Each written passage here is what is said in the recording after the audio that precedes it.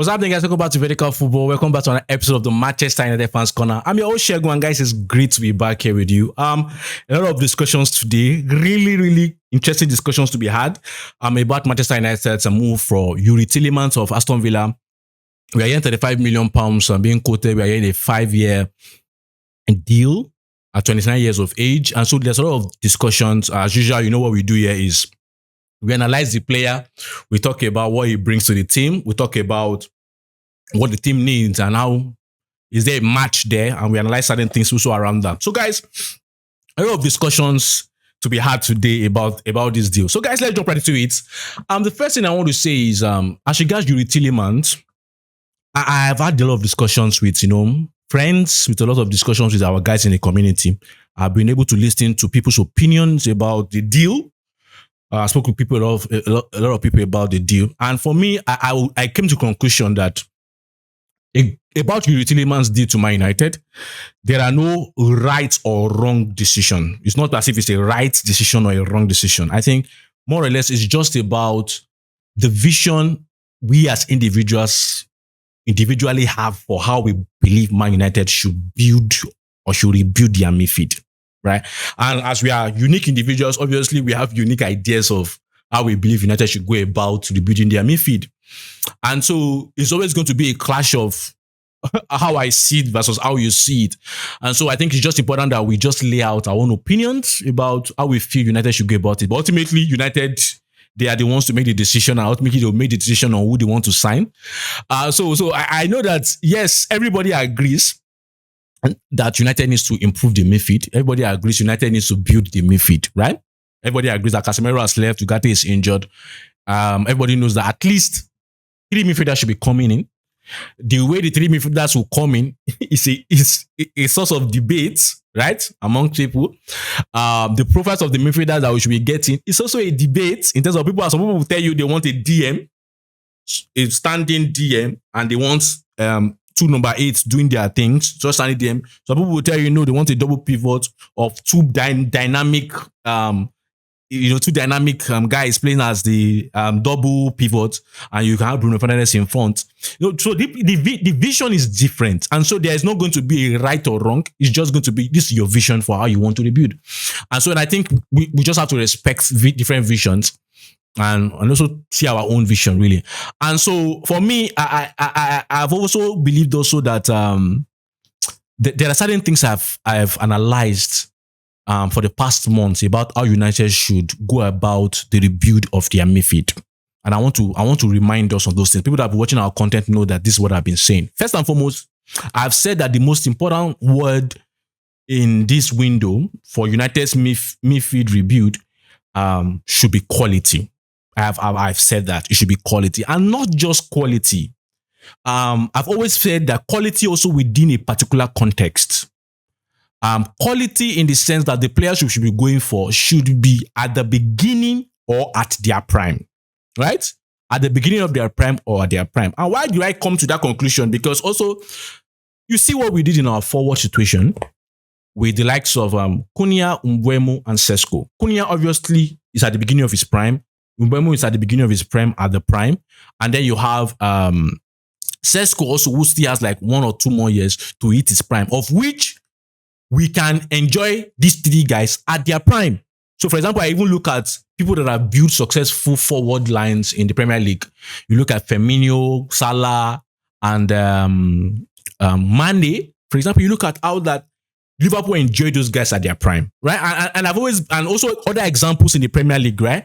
So I've always believed that in rebuilding the way we did our forward line, which we're enjoying right now, I've always believed that, it's good to go that route. When you also look at our other signing that we made last summer, that's Lamens around 23, 24, if I'm not mistaken. Obviously, Lamens still has a lot in the trajectory of his career to move on, and we're going to enjoy Lamens at the prime. So I always felt that should be the way forward, getting players at the beginning or at their prime, right? Beginning, that's 1 year or so off their prime, or maximum maybe 2 years, but at their prime. We want to enjoy the prime of these players at Man United, right? And so that's what I've always felt. And so that's the vision I always had about bringing. That's number 1, quality and getting players at the right timing.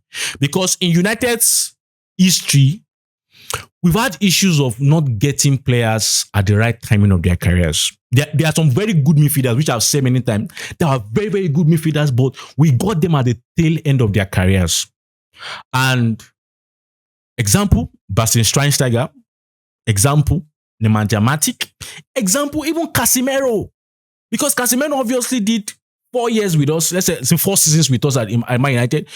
And you and me know that we didn't get the best of Casemiro in all those 4 seasons. Yeah, there were moments where we got the best of Casemiro. First season was Casemiro's best season, in my opinion, for Man United.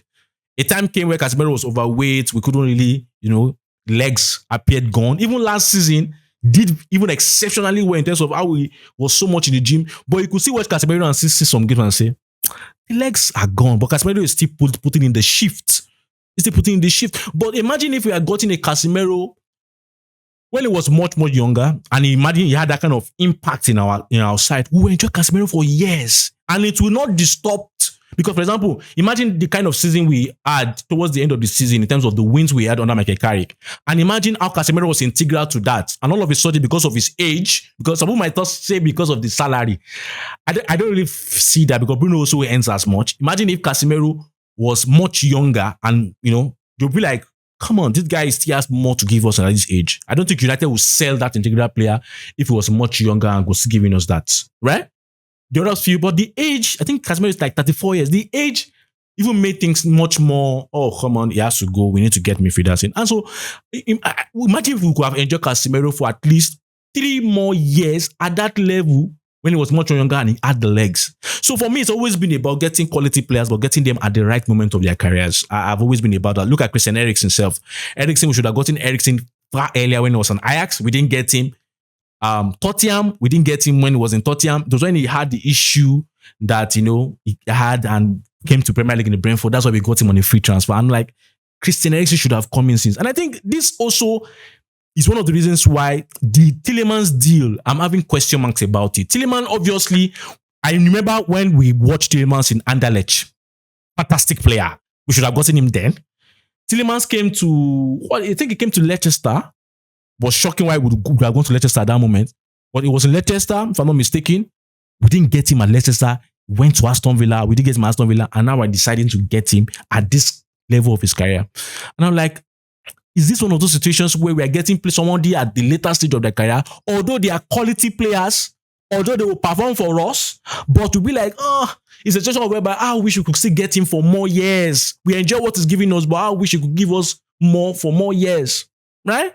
So this is one of the question marks. No, another thing also that I said at the beginning when we were talking about transfers, which I know now that one is not even possible, that was the thought I mentioned in those months of analysis that we don't want a plan B, we don't want a plan C, we want a plan A. Get your target, go for your target. Well, obviously that one is clear.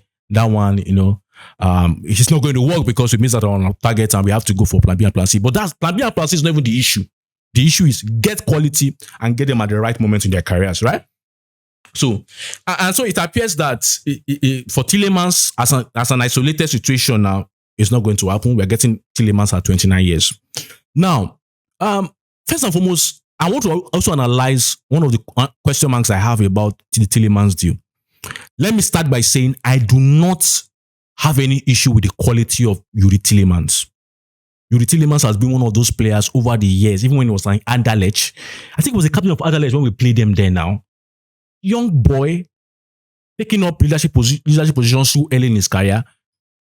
Obviously, you know that this is a quality player. And so it's not about his quality. What I'm talking about majorly is the trajectory of his career. Because when you want to build a team, you look for 2 major things you have to take in cognizance. Number 1, you take in cognizance the trajectory of the player, and you take into cognizance the trajectory of your team. Quality is no issue. Let me say this clearly without any fear of a miss. Youri Tielemans in Manchester United's midfield will ultimately improve our midfield. There is no doubt about that. Even the 2 midfielders we have that can play that position, when you look at the likes of Kobbie Mainoo, you look at the likes of Andrey Santos, because if you get a defensive-minded midfielder, obviously you are going to use that defensive-minded player to create balance as a fixed position, right? You have to now look for who among the other 3 I mentioned, Tielemans, Mainoo, and Santos, who among these three will play beside the defensive-minded person, right? For balance in the team. So if I was to choose between those three in terms of quality, I would choose a Youri Tielemans, because what I want Kobbie Mainoo to do in that progressor and deep line playmaking role, and someone that has the ability to push forward at certain moments, to crash and everything, I believe Tielemans will do it better than Kobbie at this moment, will do it better than Santos at this moment. Kobbie and Santos are prospects, good players, but the level of their game, they still need to fine-tune some things. But when you look at the Tielemans, you see, it's fine-tuned. Tielemans has gotten some, level of fine-tuning to the qualities he has. And we're going to analyze those qualities as we move on. And you see that those qualities are going to be very integral for what Michael Carrick wants to do at United. So if Tielemans is the starter, and you have, because anybody that tells me Tielemans is going to be a bench player, I'll be surprised. I feel Tielemans has the quality to be a starter for this club, right? And comparing with the competition, right? And Tielemans is a starter, and you have a defensive-minded player being the pivot of this United side. Looking at the role Tielemans is going to take in the United side, I believe the trajectory of Tielemans and the trajectory of Manchester United. So imagine, let's even take a situation whereby United wins the league next season, right? We win the league next season. Maybe we win the league 2 seasons in a row, and we want continuity, right? Or maybe we're not going to win next season, but won the upper season, and we just want continuity. We have gotten some automatism in our play. Tielemans obviously is, the central thing to it in terms of certain zones like building up from the back, certain zones like our progression, certain zones like keeping the opponents in the back end, and having that, ability to circulate possession and keep them locked in their half, and giving us the ability to play in our opponent's half and dominating the game and doing what we want. And it's central to that. So are you telling me after 2 to 3 years of that, or maybe 2 years because of the age, we have to now scrap that and say, okay, Tielemans now has to go. We now have to get in the player, maybe Kobbie Mainoo and Santos, who might have not been playing as regular, or might not have even gotten enough games to get into that role. And you just want to now rip it off and bring somebody in. It's going to disrupt your progression as a team, because that role is very, very important. When I was preparing for this, I looked at, for example, because the midfield is a very, very important role. I looked at, for example, Vitinha's age for PSG. Vitinha is like 26 years.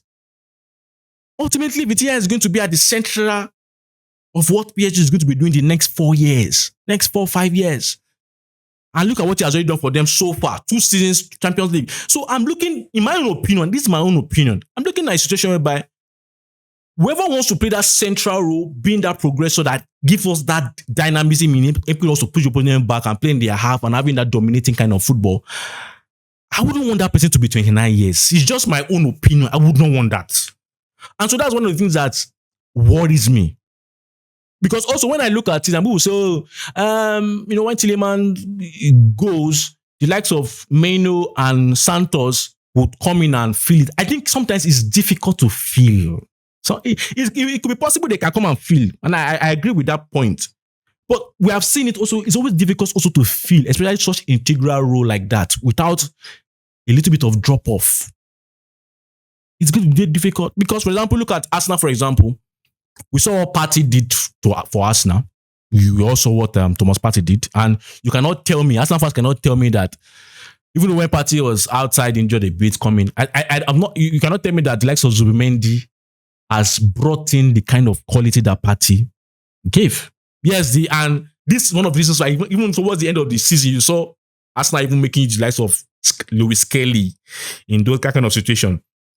There's most times always a drop-off because the player that was on the bench did not have the same moment to progress the same way the starter progressed. And so these are questions. And so I'm waiting to see how Michael Carrick approaches this.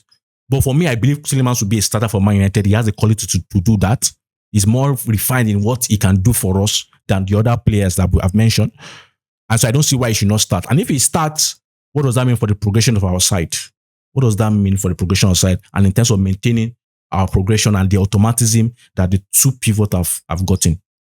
And also when you look at other teams and their pivots, right? Look at, for example, you look at Arsenal's pivot, Rice and Zubimendi, both 27 years old. You look at Chelsea's pivot, Enzo Fernandes and Caicedo. If they don't sell anybody there, that's a pivot for years. When you look at, for example, look at Man City getting Anderson, that should be a pivot for us. You look at the pivot of even Tottenham's pivot. I know you might not want to hear that. Matheus Fernandes and Tonali. It appears to be at least 4 years. You look at which other pivot. Look at all those pivots. You're like, come on. So, but getting a 29 midfielder, I know the quality is there, but I have questions about the trajectory. And I think it's a discussion we should have about that. It's a good discussion we should have. So let's move on to other discussions about this Tielemans discussion. So, and I think a lot of people are now saying, oh, we need Tielemans. And the quality I said is no question. And when I go into the in-depth analysis, you see that there's quality there. Tielemans is a midfielder I believe we should have gotten earlier. As I said, Anderlecht, I think we saw what he did in Anderlecht and all those things, and we saw what he has done. I think he's a quality player. So the quality is not the issue. It's just the trajectory that I'm questioning, right? I'm questioning it. I think it's right also questioning. So when people say, we need experience, we had if I'm not mistaken, we had one of the oldest midfield in the top teams in the Premier League last season. We had a Casemiro that was 34 years. We had Bruno Fernandes that was 31 years. Or 31 years, right? I think if I'm not mistaken. So for me, I saw the stats in terms of the age of our midfield. That we had one of the oldest among the top teams. Obviously, I said, I know Arsenal's own is 27. Zubimendi and Rice, I think they are both 27 years, if I'm not mistaken. And so, to me, I don't see the experience, because when you have a Bruno Fernandes in your side, I don't think a Bruno Fernandes midfield can be called to the way Bruno Fernandes acts and the way he leads the team. I don't think you would have an inexperienced midfield with Bruno Fernandes being that vocal leader that instructs players. I don't think you have that inexperience. I think what you just want is effectiveness. I've always said that I think it's just effectiveness. Players that are their prime that can do the job. And Bruno Fernandes obviously can account for that experience. Bruno Fernandes is experienced. The team benefits from the experience of Bruno Fernandes. If I thought we're looking at experience, I think maybe the striker position, and which I've also analyzed that I feel Sesko needs someone that can come from the bench and help in certain moments in goal scoring. But in the midfield, I don't really see the need. I just feel we need to build a pivot for the more years. But I think that we're going to have that discussion. So guys, let's jump into Tielemans as a player. What does he bring? Because that's our own duty, just to give a monologue on what we feel about the background stuff. And also when you also look at even the background stuff, you also see that a 5-year contract to Tielemans. So 39 years. It seems United has a different view of Tielemans than I do. And I think that's fine. I'm not the one making the decisions. But I feel the kind of player of Tielemans should be given a 2-year with an option of 1. That's 3 years in total. I don't think 5 years contract. But let's see. It's best to be proven wrong in situations like this in terms of the trajectory. If Tielemans can give us good 5 years, I'll be happy. I'm a United fan. I'll be happy that, I was proven wrong on that. It's good to be proven wrong when your team succeeds, right? So let's jump right into what Tielemans brings. First and foremost, Tielemans will be good for the first receiving job. I think Tielemans, in my opinion, I said something about Andrey Santos last time about how Andrey Santos depends so much on the pace, on the strength, to evade certain situations when trying to build up. Tielemans does that with a silkiness. There's that silkiness. Even though, yes, he gets the ball, but it's more refined. You just see the way he's able to change direction quickly and move like, wow, I love this. And I think, obviously, that's what you get at the level of his career. You get a fine-tuning of that first receiving job. Decent vertical push. I think he has a decent vertical push. Yes, not the vertical push you get from the likes of maybe a Baleba or a Tonali or a Anderson, but a decent vertical push. Someone that can push the team forward. And I think that's one of the things I said we need in our team. Also, someone that can, with the ball, with running, push the team up. So he can do that. Tielemans can do that with the ball in pushing us up by variation of passes, which we will go into now.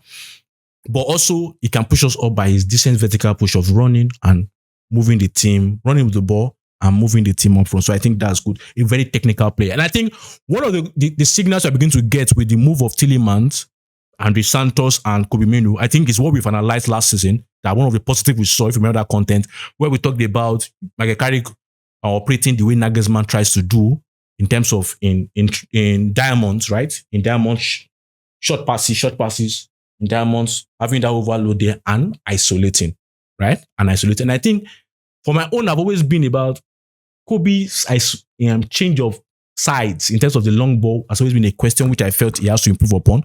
But when you have a Tielemans on your side, I think you're perfect for that. Tielemans who can be the one to switch.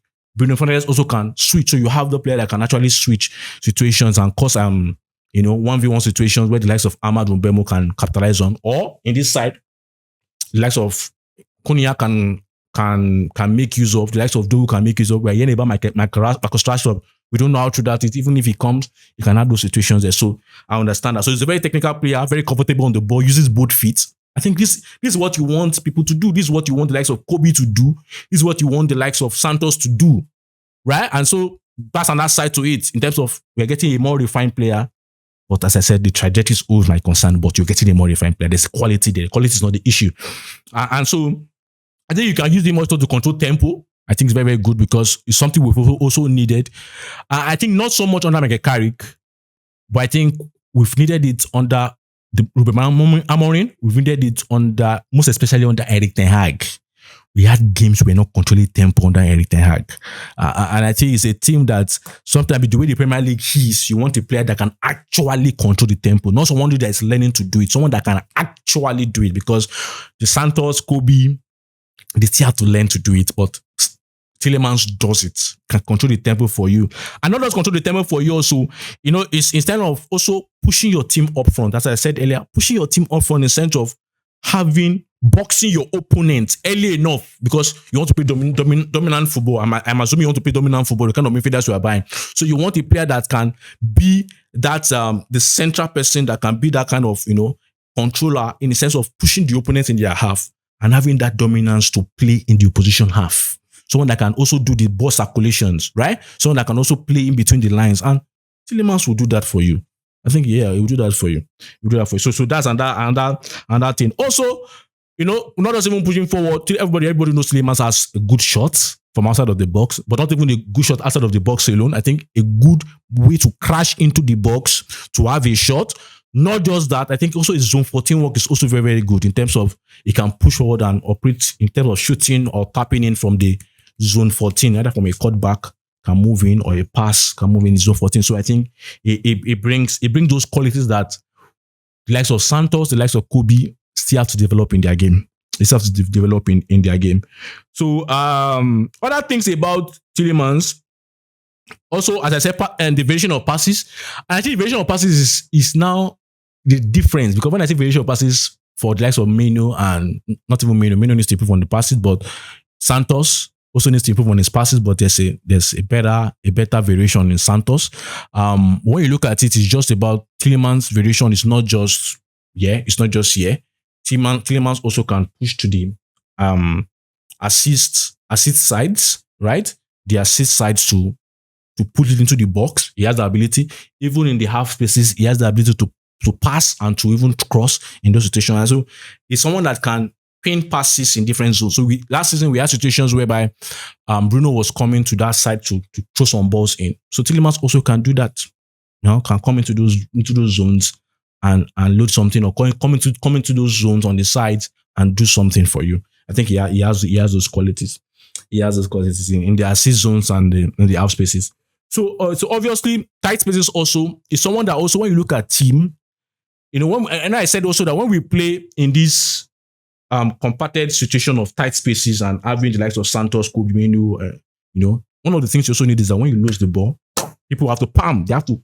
And I feel when I look at them, I'm like, okay, Santos, Kobbie, they also have to be able to jump. And Tielemans also can do that in terms of close, tight spaces duels, win the ball back.